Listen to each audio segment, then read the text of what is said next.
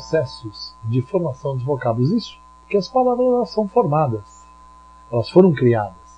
Quais foram os processos que levaram as palavras a aparecerem no nosso idioma, aparecerem em outros idiomas também, por que não?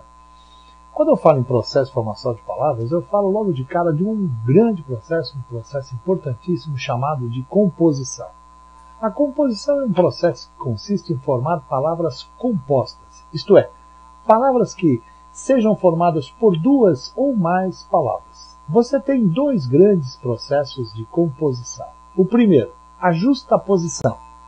Se você repara os exemplos, guarda-chuva, pé de moleque, passatempo, girassol, sanguessuga, vai ver que eu tenho no mínimo duas palavras envolvidas aí.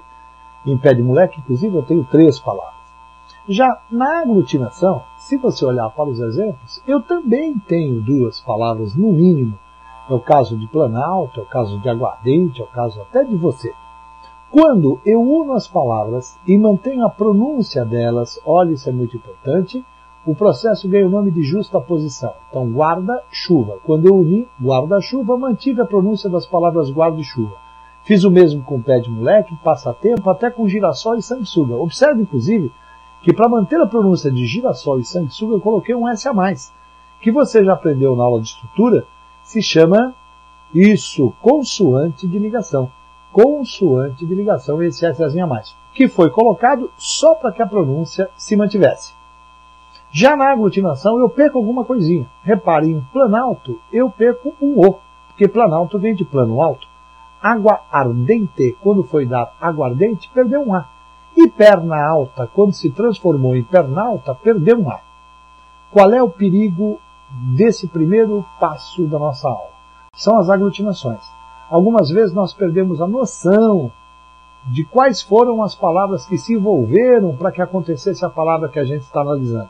E aí, é claro, amiguinho, você não vai conseguir perceber que você tem uma aglutinação. Só sabe que você é aglutinação quem sabe que você veio de vossa mercê. Só sabe que fidalgo é aglutinação quem sabe que fidalgo veio de filho de algo. E repare, embora também vem de 3 palavras. Em boa hora. O que tem de bom é que nos concursos, de um modo geral, eles perguntam sempre as mesmas palavras. Então, se você guardar esse pequeno dicionáriozinho de aglutinações que eu estou dando para você, você com certeza absoluta vai se dar bem quando cair numa questão de aglutinação. Fonseca, por exemplo, é fonte seca. Então avise aquele seu amigo, o Fonseca, que ele não passa de um chafariz pifado, coitadinho. Fonte seca é a origem do sobrenome dele. Viandante, via e andar, né? Via e andante, aquele que anda numa rua. Manietar, olha que palavra estranha. O cadáver foi encontrado manietado, isto é, com as mãos amarradas. Isso, garoto, pensou certo. Manietar vem de mão e atar. Boquiaberto não preciso explicar de onde veio. Plenilúnio vem de plena, luna, lua cheia. Plenilúnio, lua cheia. Agridoce, também não preciso explicar. Pontiagudo, também tenho certeza que eu não preciso explicar. Corrimão, correr a mão. Rodovia, rodar a via. E uma palavra estranhíssima, eramar. Eramar, por incrível que pareça, é o contrário de embora. Ué, quando é que se usa isso? Se usa assim. Se você está recebendo alguns amigos em casa e eles estão para sair, porém na hora que eles estão para sair começa uma chuva enorme, esse é um grande momento de você virar para eles e dizer: queridos, não vão eramar, esperem para ir embora. Olha que bela frase você fez. Não vão em uma má hora, esperem para ir em uma boa hora. O segundo grande processo formador de palavras ganha o nome de derivação. A derivação é diferente da composição, porque enquanto a composição usa 2, 3 ou mais palavras, a derivação usará apenas uma palavra o tempo todo. Se você cria essa palavra usando um prefixo, você tem o que nós chamamos de derivação prefixal. Olha os exemplos que eu pus aí para você perceber. Legal? Olha como eu só usei prefixo. Já quando você usa sufixo, você vai ter o que nós chamamos de derivação sufixal. Repare lealdade, que veio de leal, e laranjal, que veio de laranja. Quando você usa os dois, prefixo e sufixo, você tem uma prefixal-sufixal. Repare que a palavra leal ganhou o prefixo des e o sufixo dade. Não confunda prefixal-sufixal com a parassíntese. Visualmente elas são iguais. Se você reparar bem, tanto em deslealdade como em amolecer eu tenho prefixos e sufixos. Mas a diferença é muito fácil de fazer. No número 3, na prefixal e sufixal, se você tirar o des, vai continuar existindo uma palavra. Vai continuar existindo a palavra lealdade. Olha lá. É ou não é? Se você tirar o dade, continua existindo uma palavra desleal. Agora, em amolecer, não. Se você tirar o a, sobra molecer. E molecer não existe. Da manhã o cara vira para você e diz assim: infelizmente, é uma parassíntese. Falso, mentira. Se eu tirar o in, sobra a palavra felizmente, essa palavra existe? Ah, e se ele dissesse apedrejar é uma parassíntese? Aí é. Porque se eu tirar o a, me sobra apedrejar. Entenderam bem? Muito fácil a diferença. Tira o prefixo, sobrou a palavra prefixal-sufixal. Não sobrou palavra parassíntese. Cuidado que as parassínteses não ocorrem só com verbos, como os exemplos que eu dei pudessem sugerir. Na palavra desalmado, cujo núcleo, cujo radical é a palavra alma, se eu tirar o des, me sobra almado, e eu tenho aí, claro, uma parassíntese. E cuidado com a palavrinha exportar, campeã de vestibulares e concursos. A palavra exportar vem da palavra porto. Exportar é mandar alguma coisa para fora do porto. Ex quer dizer para fora. Ex-namorado. Chu, chu, chu, para fora, para fora. Né? Ex quer dizer para fora. Na hora que eu tiro ex, sobra uma portar. Mas mesmo assim a palavra exportar é parassíntese. Por quê? Porque, claro, isso que você está pensando. Portar não tem nada a ver com porto. Portar vem da palavra porte. Ah, sim, no Brasil é proibido portar armas. É proibido o porte de armas. Bacana? Vamos em frente. Quando eu coloco o prefixo ou coloco o sufixo, a minha palavra cresce, a minha palavra aumenta. Então, os 4 casos anteriores, a palavra derivada ficou maior que a primitiva.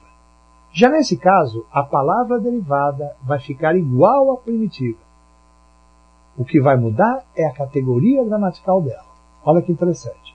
Eu pego o verbo cantar, que é um verbo, e coloco antes dele um artigo. Eu crio uma palavra nova, ou cantar.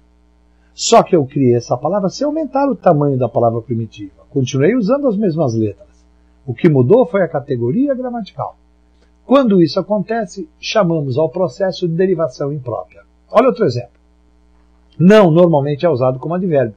Mas quando eu escrevo uma frase e digo o não é uma palavra cruel, ninguém gosta de ouvir um não. Note que eu usei o artigo antes da palavra não.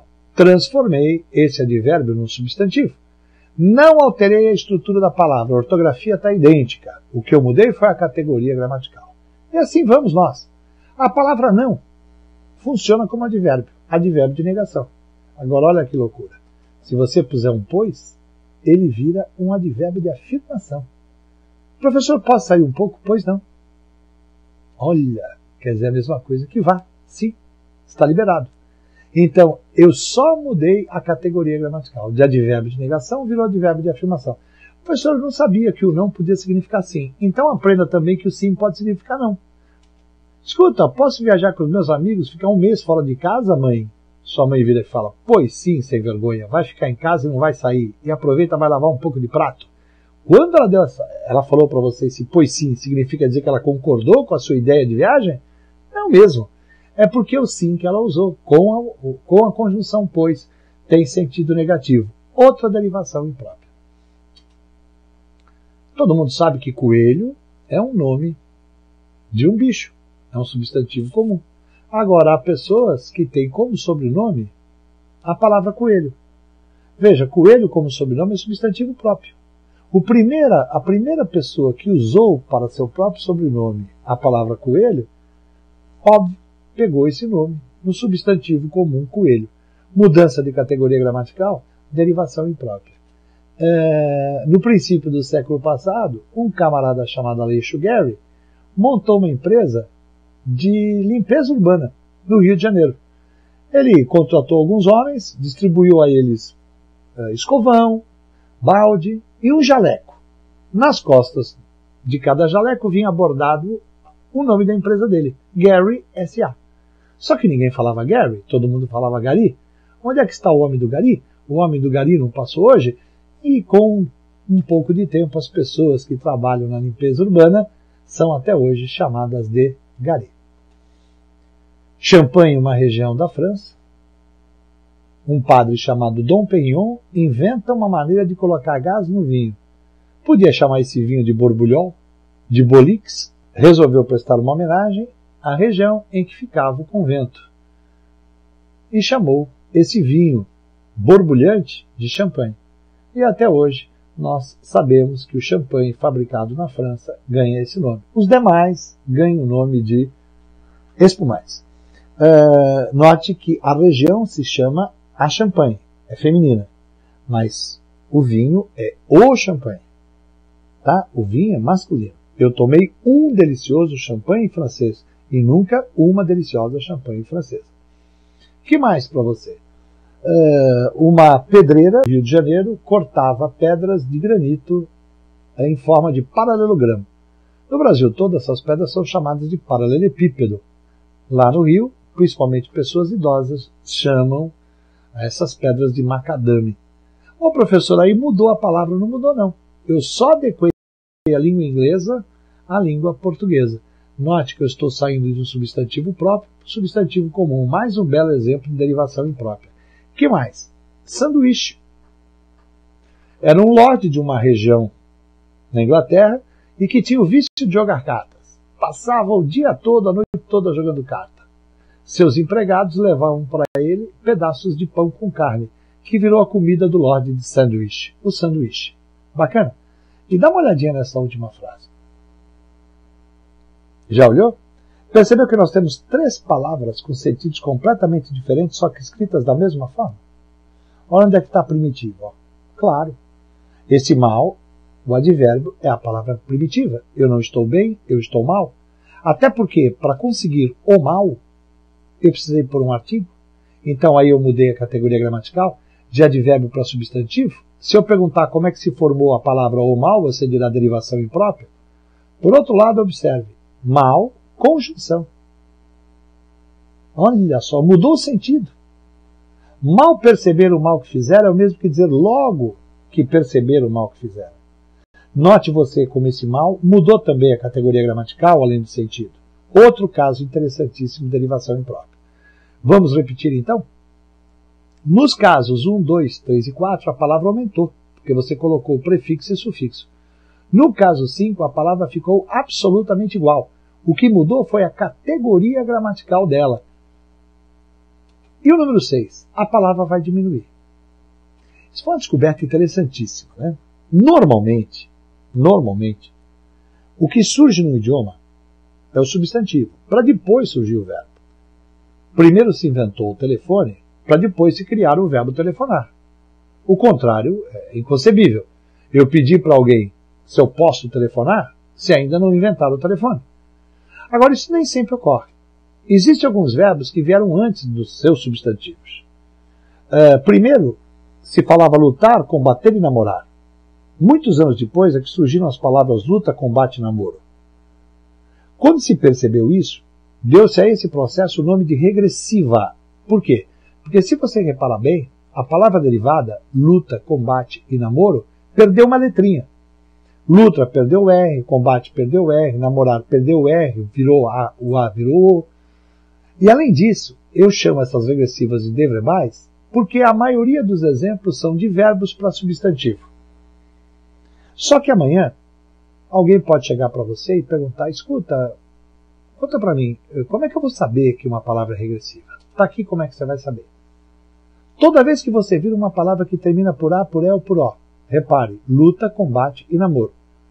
E que seja abstrata, isto é, dependa do ser humano. Não há luta, não há combate, não há namoro se não houver pessoas. E não tem gênero oposto. Isto é feminino, não tem masculino, é masculino, não tem feminino. Por exemplo, o namoro não tem a namora, a combate, o combate não tem a combata, a luta não tem o luto, quer dizer, até tem o luto, mas não tem nada a ver com luta, pelo menos não durante. Você tem uma regressiva. Então, se amanhã eu perguntar para você se primeiro surgiu esposar para depois surgir esposo, você vai dizer que não. porque esposo tem feminino, esposa. Se eu disser para você, primeiro surgiu chover, para depois surgir chuva, você vai dizer que não, porque chuva não é abstrato, chuva é concreto. Agora, se eu disser para você que primeiro surgiu o verbo disputar, para depois surgir o substantivo disputa, aí você vai dizer que é verdadeiro aquilo que eu acabei de falar. Porque, repare, disputa termina em A. Para que haja disputa, precisa haver pessoas, então disputa é abstrato, e a disputa não tem masculino, não existe o disputo. Existem alguns casos mais raros de regressiva nominal, substantivos que diminuíram um pouco o seu tamanho para criar outras palavras. A gente usa no dia a dia expressões do tipo: escuta, você viu o Japa e o Portuga? Será que eles vão sair hoje à noite com o China? Olha, Japa vem de japonês, Portuga vem de português, China vem de chinês. As palavras diminuíram, sofreram uma regressiva. Como não vieram de verbo, chamamos a isso de regressiva nominal. As mais famosas são essas 4. Sanduba, claro, vem de sanduíche. Sarampo, pasme, que vem de sarampão. Olha que interessante. Sarampão. É que usar sarampão com terminação ão, terminação de aumentativo, numa doença de criança, puxa, acho que matava as mães do coração quando elas ouviam. Então alguém inventou uma maneira de deixar a doença um pouquinho menos assustadora, chamando a doença de sarampo. Boteco, dá para perceber, vem de botequim. E barraco vem de barracão. Professor, mas barracão não é aumentativo de barraco? Mas não é mesmo. Quando você vai a uma fazenda, você que já foi à fazenda, sabe que tem a casa principal e do lado uma construção de madeira onde se guardam as máquinas, onde se guardam sementes e outras coisas mais. Essa construção de madeira é chamada de barracão. É daí que surge a palavra barraco. Valeu, gente. Grande abraço, façam os exercícios e assista mais alguma aula nossa. Vamos aprender um pouquinho de português. Tudo de bom.